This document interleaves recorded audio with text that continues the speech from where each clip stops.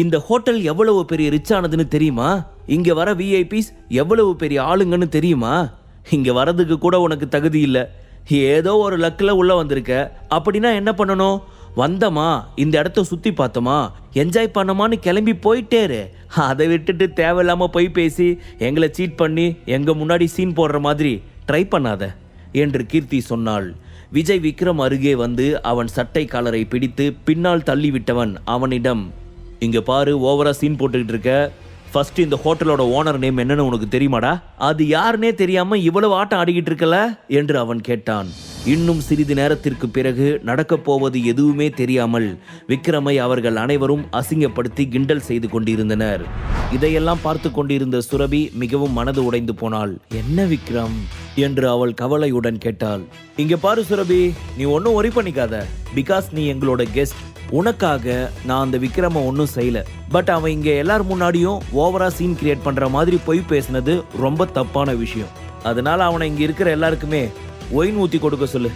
அப்படி பண்ணுனானா நான் அவனை மன்னிச்சிடுவேன் என்று மிகவும் பெருமையுடன் சொன்னான் விஜய். பாத்தியா சுரபி, விஜய் எந்த அளவுக்கு நல்லவர்னு? நான் உங்ககிட்ட ஆரம்பத்திலே சொன்னேன் இல்லையா? உன்னோட ஹஸ்பண்டுக்கு எந்த தண்டனையும் கொடுக்காம அவனை மன்னிச்சு விடுறேன்னு ஒரு நல்ல சான்ஸ் கொடுத்துருக்குறாங்க. அவங்க உன் ஹஸ்பண்ட் மாதிரி எல்லாம் பொய்யா பெருமை பேசிட்டு தெரியல. ஸோ விஜய் சொன்ன மாதிரி எல்லாருக்கும் ட்ரிங்க் ஊற்றி கொடுக்க சொல்லு என்று சொன்னாள் கீர்த்தி. விக்ரம் தந்திரமான புன்னகையுடன் அவர்கள் அனைவரையும் பார்த்தான். என்ன செவிடா நீ? சீக்கிரம் எந்திரி. சொன்னதை செஞ்சனா மட்டும்தான் நான் உன்னை மன்னிப்பேன். இல்லாட்டி நீ இப்போ பண்ண இந்த சீனுக்கு உனக்கு தண்டனை வேற மாதிரி இருக்கும் என்று கோபமாக சொன்னான் விஜய்.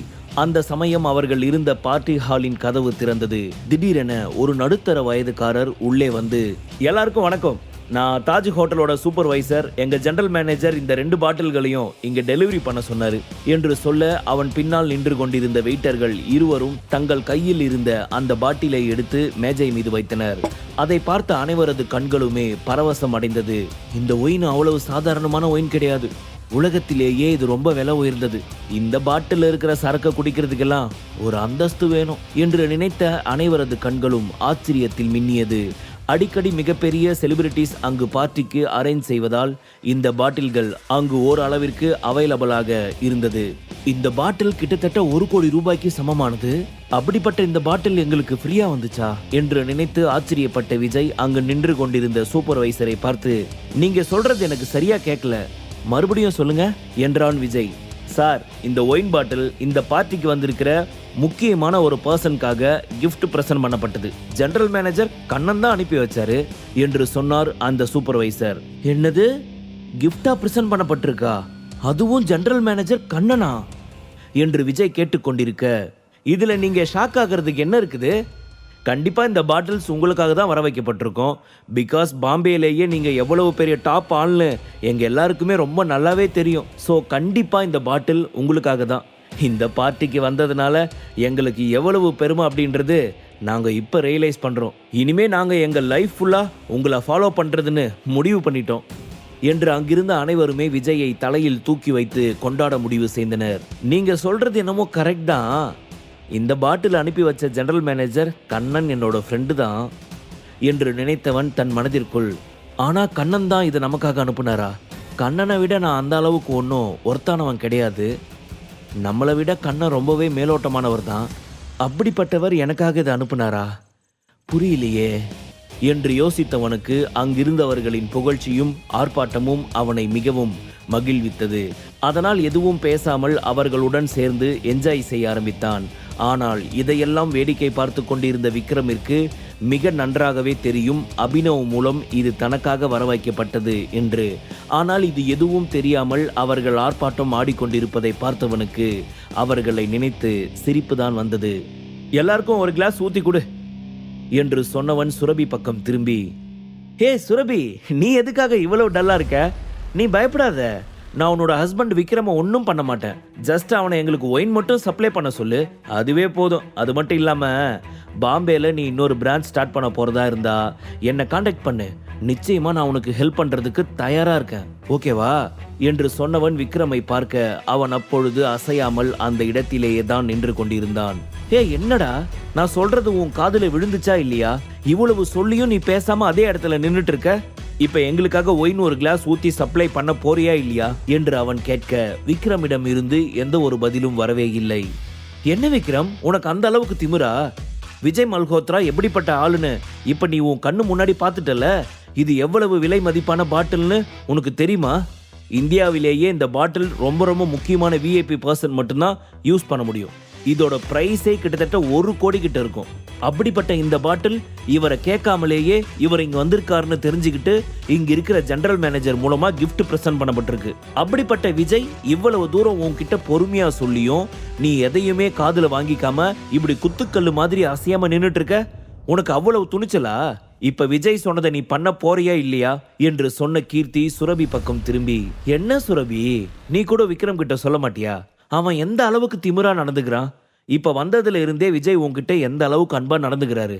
உனக்கு ஹெல்ப் பண்றேன்னு வேற சொல்றாரு. உன்னோட ஹஸ்பண்ட் விக்ரம் இங்க எல்லார் முன்னாடியும் சீன் கிரியேட் பண்ணதை கூட அவர் அந்த அளவுக்கு பெருசா எடுத்துக்கல.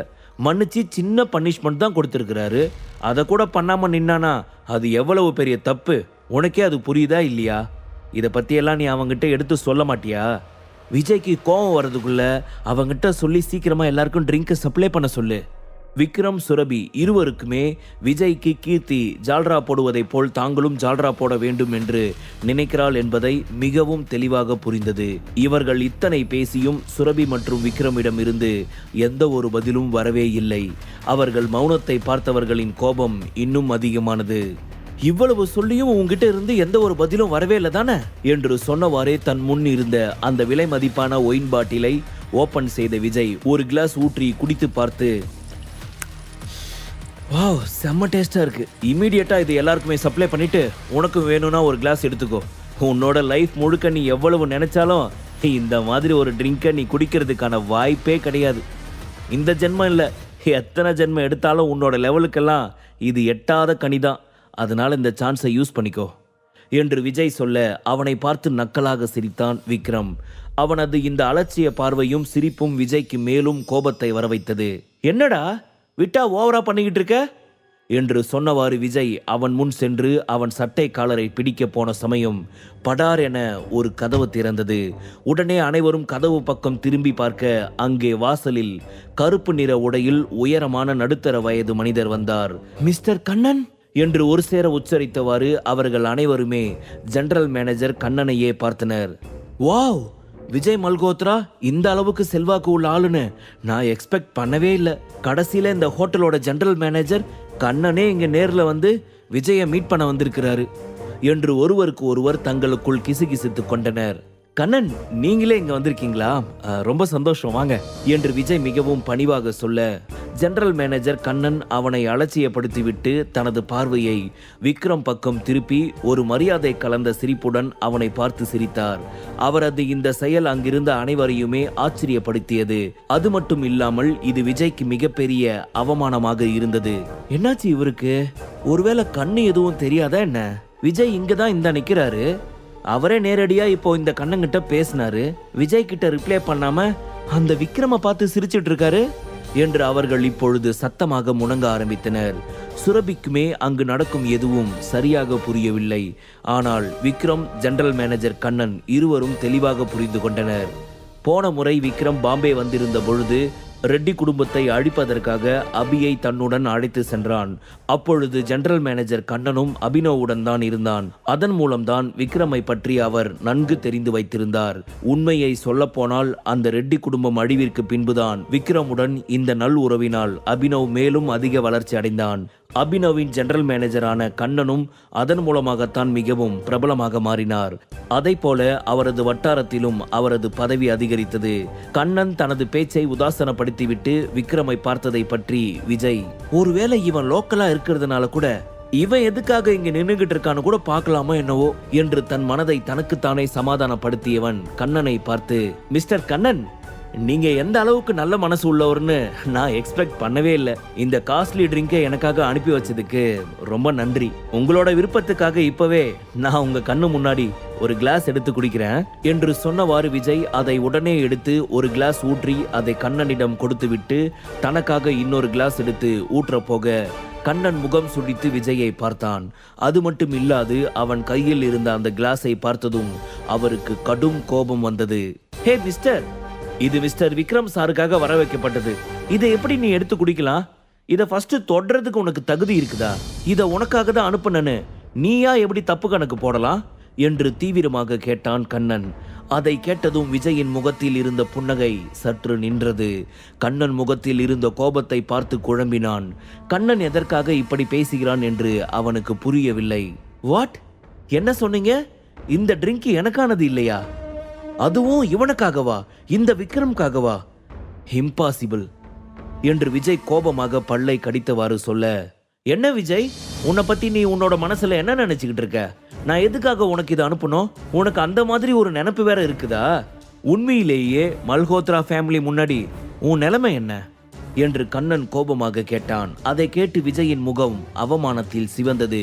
பூமி இரண்டாக பிளந்து தன்னை அதற்குள் இழுத்து கொண்டால் நல்லது என்று நினைத்தான் விஜய்.